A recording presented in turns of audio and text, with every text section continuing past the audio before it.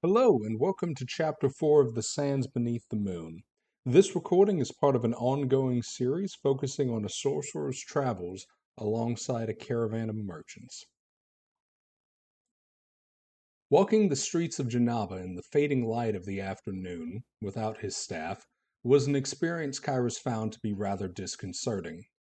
To be separated from the profane implement was not something that occurred often in his homeland, and in fact was the subject of immense fear among the warlocks of Elentria.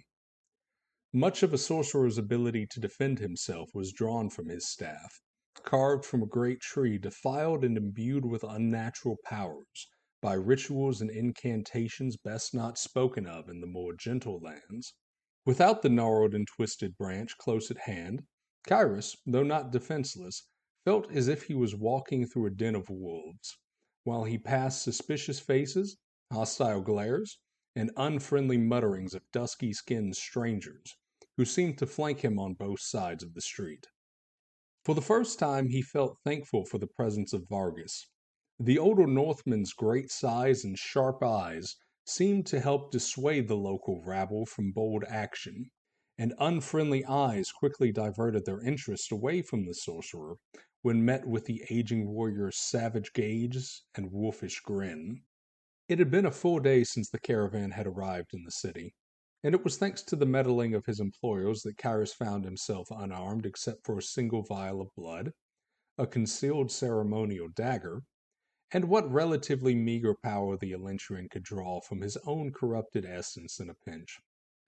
Nanhe had insisted that carrying such a blatantly witchy implement as his staff around the city would only serve to make the local common folk more pugnacious towards their presence. Sung had agreed that their caravan, being known as the one that brought a powerful warlock into a city currently suffering from a feud with another such warlock, would be especially bad for business should Kyrus find himself in conflict with the locals. Kyrus did not appreciate this line of reasoning, as it was abundantly clear that the people of Jannaba were already rather wary of him. Still, the tradeswoman had insisted that brazenly flaunting his magic around town would antagonize the locals, and that was something the sorcerer had trouble disagreeing with. At the very least, she had seen fit to order one of her warriors to act as Kyrus's bodyguards while he conducted his investigation. Kyrus's investigation had thus far not amounted to anything concrete. Kyrus heard half a dozen tales of where Therlasama had come from, everything from having emerged from the old Elentrian heartland like himself, to having been spawned by a demon who dwelled deep within the desert far from civilization, and a witch born among one of the more wicked nomadic tribes. One particularly drunken fool even suggested that Therlasama was a serpent, who had eaten so many men that he had learned to take human form himself.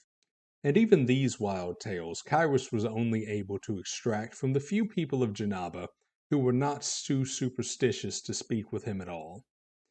Other times, the people he approached simply became immersed in whatever mundane activities they were previously performing, or else attempted to stare straight through him as if he was not there.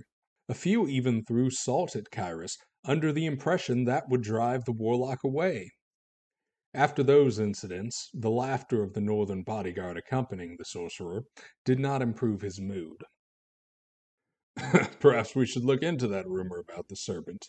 If you've seen the look in Atai Thalin's eyes when there's gold to be had, you know it's not impossible. Vargas spoke with a boisterous laugh that startled a fair few of the locals resting on either side of the street. Of all the warriors from Hakal, the old man had the unique ability to do more than scowl and grumble in the presence of Kyrus.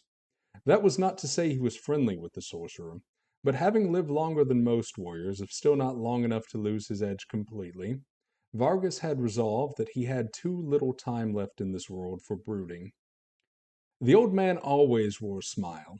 When around his own people, and the slaves of their employers, it seemed calm and natural, almost kind.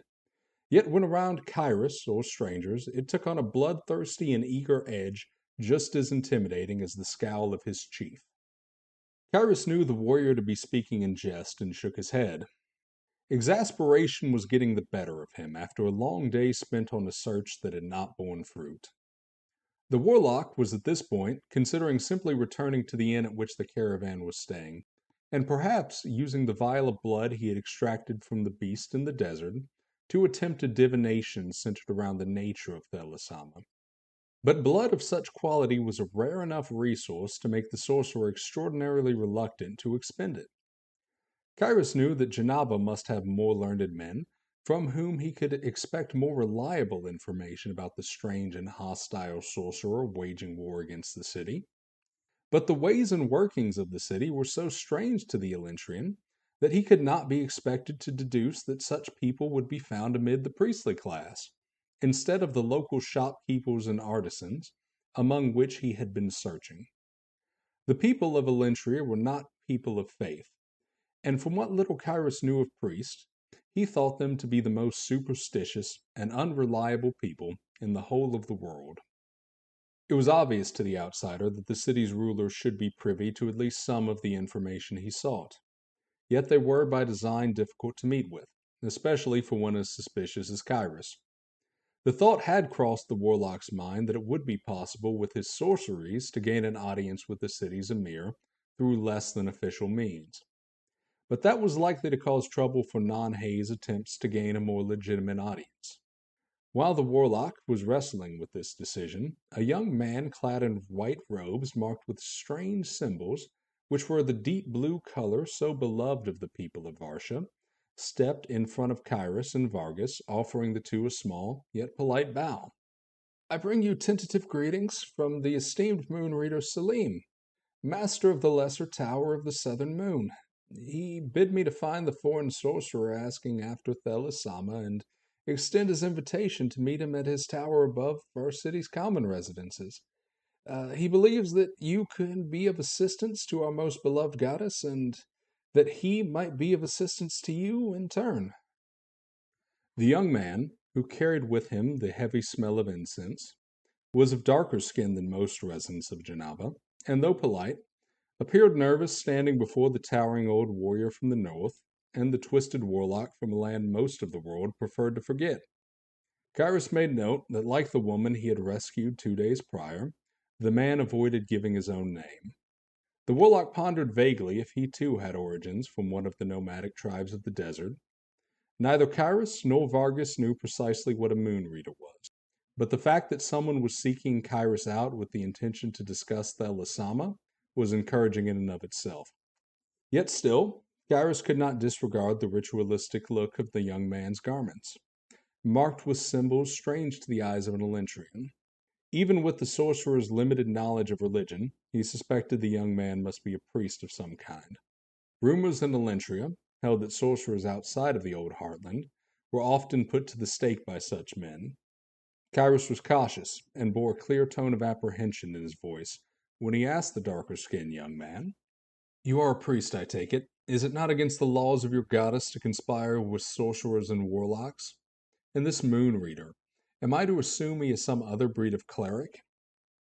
Perhaps the words had taken a more hostile tone than Cyrus intended, as the man stepped back a pace when faced with the sorcerer's question, though he composed himself again with admirable quickness and answered, "I am a mere acolyte, and moon readers stand well above priests. They are among the ranks that interpret the will of our goddess, instead of merely relaying it to her people." The young man was quick to answer the first and last questions, yet regarding conspiring with the sorcerer, he hesitated longer. "It is not my place to say so," he finally concluded diplomatically after an awkward period of extended silence. Vargas snorted derisively at a response he saw as epitomizing the weakness of more civilized folk. Cyrus, however, sensed the poison which must always be hidden behind such evasive words. No one of such a land would offer a warlock their aid without hope of receiving a mighty reward or service in return. Alas, parleying with this moon reader seemed to be the best of few available options. "The extent of your master's need must be great indeed if he offers a hand of friendship to one such as I. Nevertheless, I accept his invitation," Cyrus confirmed after a brief contemplative pause of his own. Cyrus and Vargas followed the acolyte into and through the winding streets of the city's residential districts. which were rather confusing in their improvised layout to outsiders, even if the locals seemed to find their way around the place well enough. Eventually, the odd trio found themselves at the base of a white tower, perhaps 6 floors high. It was not an overly impressive sight. The warlock noted that they had passed nearly half a dozen towers of far greater size and better maintained along the way. Cyrus did not know with certainty what that observation implied, but if he were to hazard a guess, he would assume that it meant the master of this tower held less prestige than his peers. The sorcerer did feel impolite asking such a question, but Vargas, evidently, held no such reservations. "Not quite the best moon reader in the business, this Selim, is he, lad?" The barbarian jeered, without much venom to his words. Apparently he had stumbled upon the same conclusion as Cyrus regarding the tower, but the young acolyte refused to dignify that accusation with a reply. Instead, the young man pushed open the heavy double doors at the base of the tower and instructed. "Master Selim will greet you on the second floor. The upper levels are not for those such as you to witness." The acolyte eyed the sorcerer during the second half of his instruction, and Cyrus found some amusement in the displeasure that the idea of him wandering in a sacred place evidently caused the young man. The Elentrian suppressed a smile, and made an attempt at a diplomatic response. "I will endeavor not to let my curiosity get the better of me." The first floor of the small stone tower was a relatively basic room.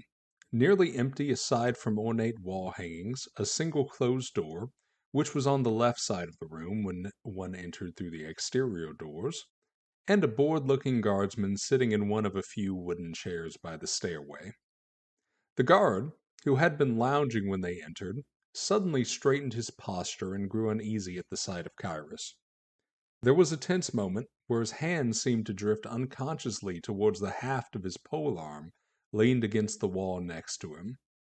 The guard's hand recoiled from the weapon only after Vargas, very consciously, placed his own hand on the haft of his axe.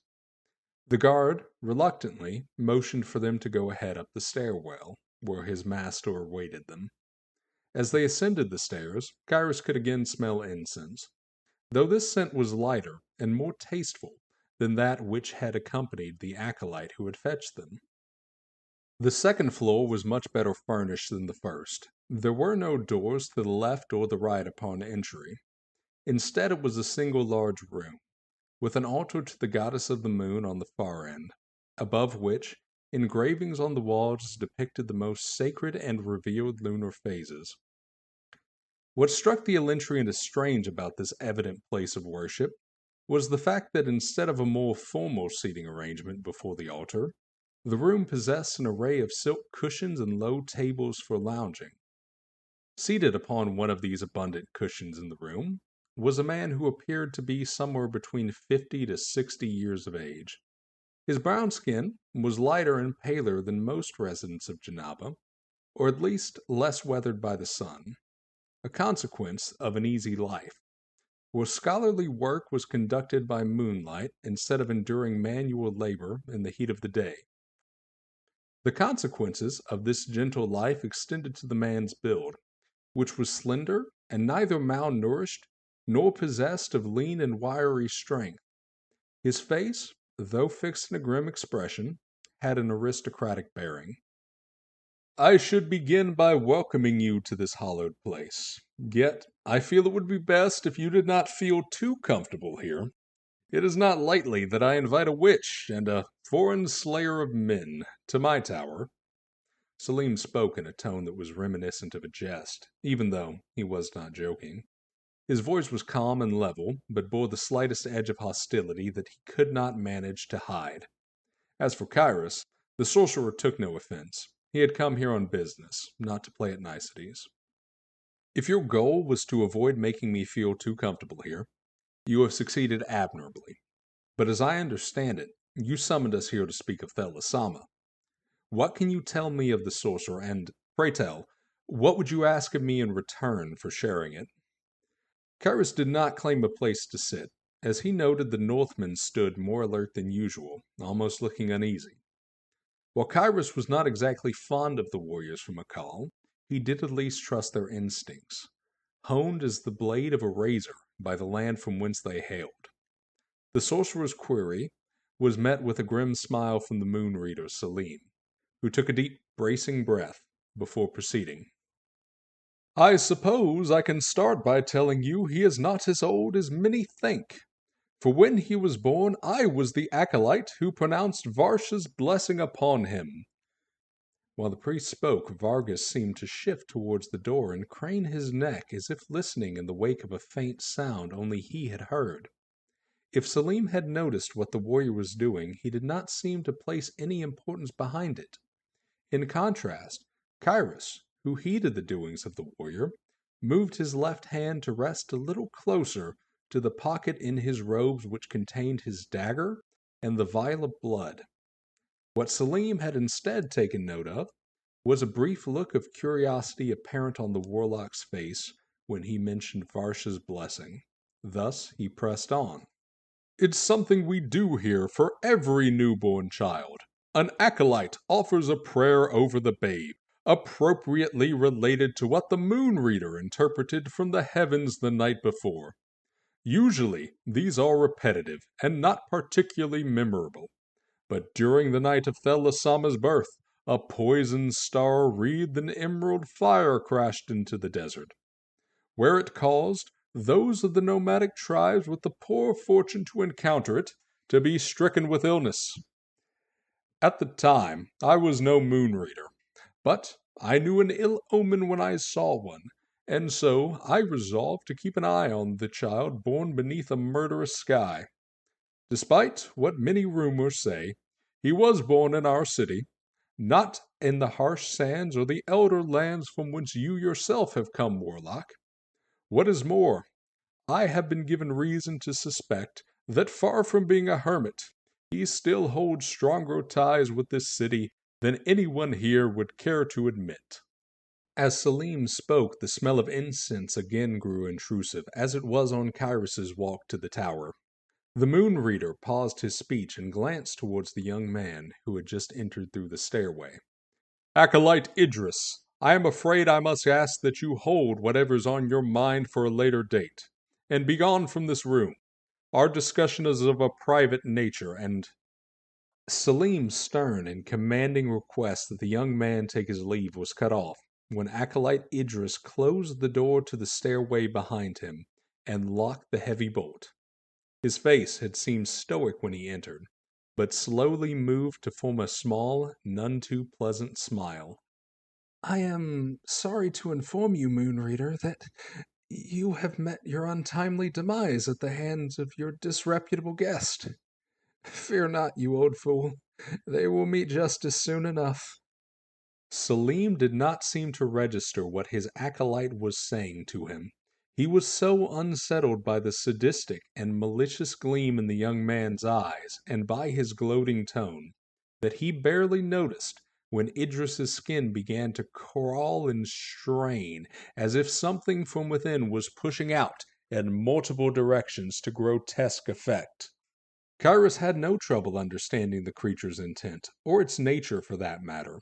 It quickly dawned on the sorcerer what acrid scent the dense aroma of incense had been covering, the same smell he had followed in the desert a few nights prior. Though Kyrus was the first of the three targets to realize what was happening, and moved his hand toward the robe pocket containing the crystal vial of blood without a hint of delay, he was not the quickest to react. Vargas might not have known exactly what Idris was, but he had registered that its intent was less than friendly. That knowledge was more than enough to spur the warrior from the north into action. With a mighty leap, Vargas, even slowed by his age, crossed the room with a speed that surprised all others that bore witness, and brought his axe down upon the acolyte's head with tremendous fury. The force behind that blow would have felled any man the sorcerer had ever seen. Yet, as the axe impacted Idris's skin, the inner and outer layers of his flesh exploded outward like a grisly balloon. A rank stench, which incense was no longer able to conceal, spread viciously through the air, and a semi-solid mass of shadow and viscera that shifted and writhed into inhuman shapes stood before the Northman. To his credit, Vargas did not hesitate, and a second mighty swing of his axe to the side of what appeared to be the creature's head caused the monster to stagger clumsily to its left, as a strange ichor sprayed from the point where the axe had struck it. Vargas was not given the chance to land a third strike, as the shadow thing recovered with an unnatural celerity and pounced upon the old warrior, taking him to the ground and wrenching the axe from his hands. The struggle that ensued was a bloody sight. A multitude of inhuman limbs slashed and clawed at the man's prone form, tearing through flesh, spilling blood, and inflicting mortal wounds upon his body. After the barrage of claws, the warrior knew that he, after many long years spent in the company of death, was finished. The beast began to rise to dart towards its next target. The sorcerer was just now uncorking the crystal bottle of blood and beginning to chant something in a baleful tongue. But what passed for the creature's head fixed on the terrified Moon Reader instead. If it struck now, the warlock would not have time to finish his spell before its task was complete, and it had escaped through one of the tower's windows. Yet before the fiend was able to gain its footing, the dying warrior seized it by the throat, and with superhuman determination began to grapple with the beast. Vargas drove his left hand, shaped as a fist, into the shadowy region where the face of the beast should be, as his right held it in a vice-like grip.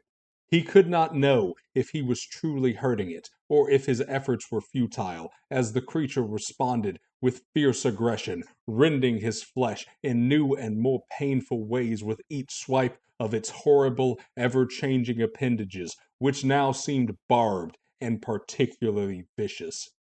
Nonetheless, the warrior did not cease until there was no strength left in his limbs. By the time the creature that had once appeared as a mild-mannered acolyte of the moon sliced off his arm that still clung tight to its neck, there was no light left in the eyes of the mortal man.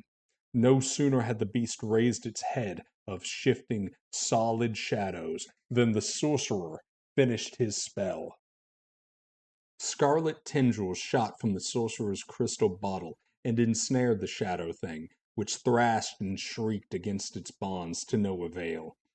Painfully, the magical bindings tightened around it and began to drag the struggling creature towards and into the crystal bottle. When Kyrus corked the container again, the blood that had once filled it was replaced with an inky black substance. The shadow thing no longer stood before them. Instead, it had, through unnatural and agonizing means, been poured into the bottle, where it now resided in the form of its dark essence. Kyrus, seeming calm as ever, slid the crystal bottle back into the pocket of his robes, and grimaced only slightly at the form of the dead Northman upon the floor. It took several moments for the warlock to speak again, as his calculating mind mulled over the situation. "That acolyte of yours, I presume he was the one to inform you of the strangers in town asking after Thellasama?" Kyrus asked as he began to put together a picture of what had happened in his head. His eyes turned towards Selim, who looked as though he was near enough in shock. It took almost a minute for the Moon Reader to compose himself, which was admirable enough time for someone of his lifestyle. He opened his mouth a few times to speak, tripping over his words each time, then finally took a deep breath and spoke in a shaky yet coherent manner. He had said an acquaintance of his had overheard a group of travelers with warriors and a sorcerer among them discuss the prospect of killing Thellasama. Idris had served as an acolyte in my tower ever since he wandered out of the desert 6 years ago. The lad was my personal assistant, one of very few people who knew the extent of my enmity towards that cursed wizard. But I don't understand what happened to him. Why would he have attacked me after so many years?" Selim was clearly distraught at the loss of the young man. Thus, Kyrus, who had seen similar magic before, decided not to delve into too much detail on the terrible fate that had befallen Acolyte Idris. It is a favored practice of some sorcerers skilled in the creation of dark creatures to implant a parasitic being into a host. The parasite remains dormant for some time, allowing the host to blend in as a normal man. Once activated, it begins consuming the host and eventually puppeteers his body. These servants specifically take great effort and skill to create and bind to one's will. I've never heard of any warlock having more than a few. I suspect this one was awakened in order to lure me to your tower and to kill you. If you were found brutally murdered shortly after a warlock like myself had entered your tower, I don't think the guards in the city would be receptive to my explanation. The mortified look on Selim's face informed Kyrus that the scant details he had provided may have already been more than the man had wished to hear. Kyrus was not finished speaking, however. But it may not be safe here. Is there anyone in this tower you can send to call for my associates? The mercenaries accompanying me are quite effective, as you have seen. Kyrus motioned to the dead warrior by the doorway. Though the old man was beyond aid, Kyrus knew that were it not for Vargas, the holy man would be dead, and he would be desperately fleeing the wrath of the law. He was grateful, but far too accustomed to such things for the death of a man he barely knew to move him a great deal. I think it would be wise to speak with us before alerting the authorities of what has occurred. If Thelasama has more than one creature hiding near the powerful men of this city, he would certainly awaken it to ensure you don't get the chance to tell the Emir of his infiltration. Selim nodded after a tentative 20 seconds of silence, attempting in vain to process all that had happened. He was no warrior of Akal, or sorcerer from Elentria. He did not dance with death as the foreign vagabonds did, and the realization of how close he had come to meeting his end left him thoroughly disconcerted. There is a priest currently undergoing meditation in the upper tower. I will send him to fetch your allies if you will tell me where. Then I will tell you all I know of Thelasama, and we can decide what to do about this madness.